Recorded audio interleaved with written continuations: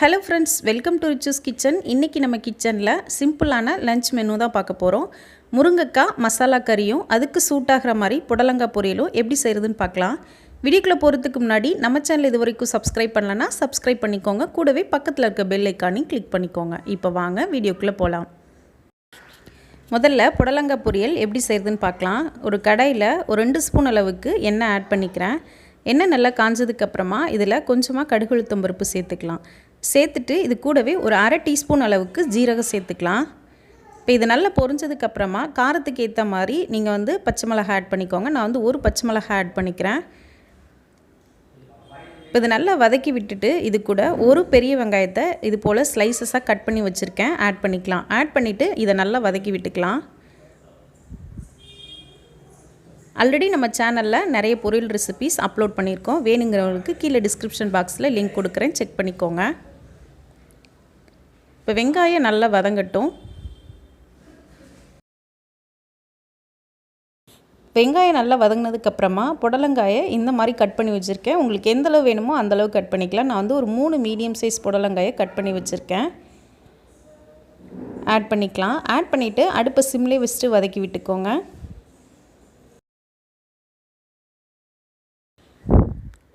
காய் வதங்கிட்டு இருக்கப்பவே இதுக்கு தேவையான அளவு உப்பு, ஒரு பிஞ்ச் அளவு பெருங்காயத்தூள் சேர்த்து நல்லா வதக்கி விட்டுக்கலாம். இந்த காய்க்கு நம்ம தண்ணி எதுவும் சேர்த்து வேக விட தேவையில்லை. ஏன்னா இது நீர் காய்ங்கிறதுனால இதில் இருக்க தண்ணியே வேகிறதுக்கு போதுமானதாக இருக்கும். அப்படி உங்களுக்கு வேணும் அப்படின்னா நீங்கள் லைட்டாக தெளித்து விட்டு காயை நல்லா வேக விட்டுருங்க.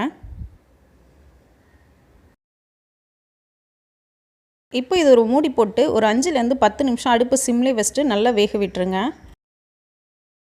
காய் 70% குக் ஆனதுக்கப்புறமா இதில் பாசிப்பருப்பை ஒரு 50% வேக வச்சு எடுத்திருக்கேன்.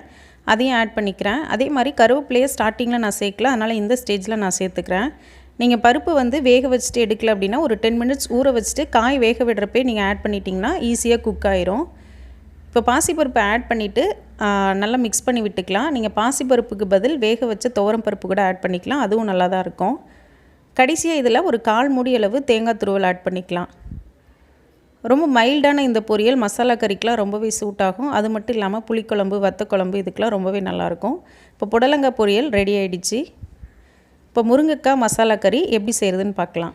இப்போ ஒரு கடாயில் ஒரு 2 டேபிள் ஸ்பூன் எண்ணெய் ஆட் பண்ணிக்கிறேன்.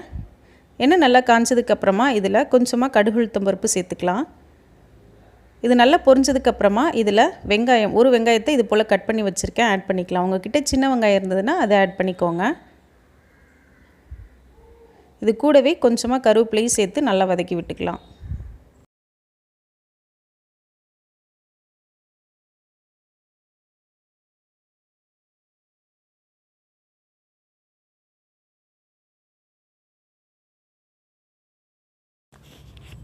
வெங்காயம் நல்லா வதங்கி வந்ததுக்கப்புறமா இதில் 2லேருந்து 3 மீடியம் சைஸ் தக்காளியை கட் பண்ணி வச்சுருக்கேன், ஆட் பண்ணிவிட்டு இது கூடவே சீக்கிரம் வதங்கிறதுக்காக கொஞ்சமாக உப்பு சேர்த்து வதக்கி விட்டுக்கலாம்.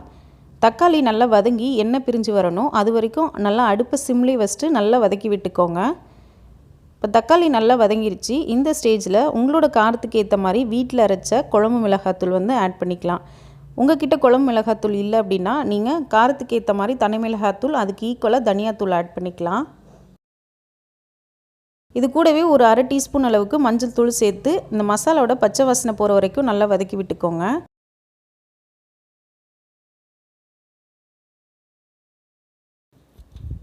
மசாலாவோட பச்சை வாசனை போனதுக்கப்புறமா இதில் ஒரு 5 மீடியம் சைஸ் முருங்கைக்காயை கட் பண்ணி வச்சுருக்கேன், ஆட் பண்ணிக்கலாம்.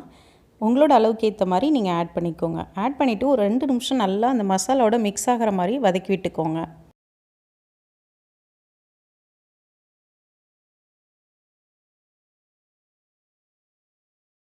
இப்போ இதில் இந்த மசாலாவுக்கு தேவையான அளவு உப்பு ஆட் பண்ணிக்கலாம். ஆல்ரெடி தக்காளி வதங்குறதுக்காக நம்ம சேர்த்துருக்கோம், அதனால் பார்த்துட்டு கரெக்டாக ஆட் பண்ணிக்கோங்க.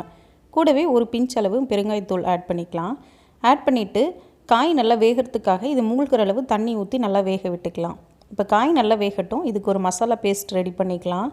ஒரு 1/4 மூடி அளவுக்கு தேங்காய் இது போல் கட் பண்ணி வச்சுருக்கேன், ஆட் பண்ணிவிட்டு ஒரு டீஸ்பூன் அளவுக்கு சோம்பு, அதாவது பெருஞ்சீரகம் ஆட் பண்ணிக்கலாம்.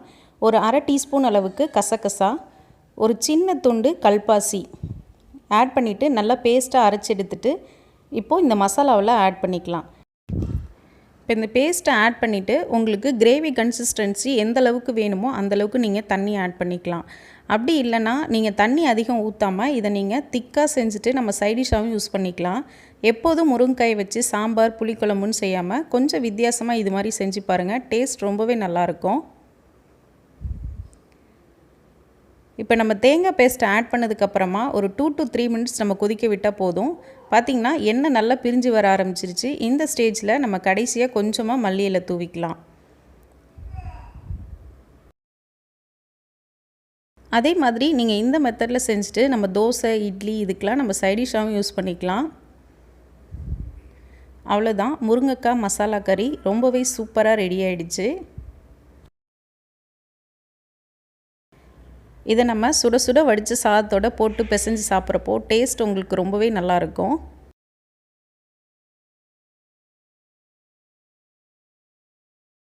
அவ்வளோதான், முருங்கைக்காய் மசாலா கறி ரொம்பவே சூப்பராக ரெடி ஆகிடுச்சு. இந்த சிம்பிளான லஞ்ச் மெனுவை நீங்களும் ட்ரை பண்ணுங்கள். இந்த வீடியோ உங்களுக்கு யூஸ்ஃபுல்லாக இருக்கும்னு நினைக்கிறேன். யூஸ்ஃபுல்லாக இருந்துச்சுன்னா சேனலை மறக்காமல் சப்ஸ்கிரைப் பண்ணுங்கள், லைக் பண்ணி ஷேர் பண்ணுங்கள். தேங்க்ஸ் ஃபார் வாட்சிங். தேங்க்யூ.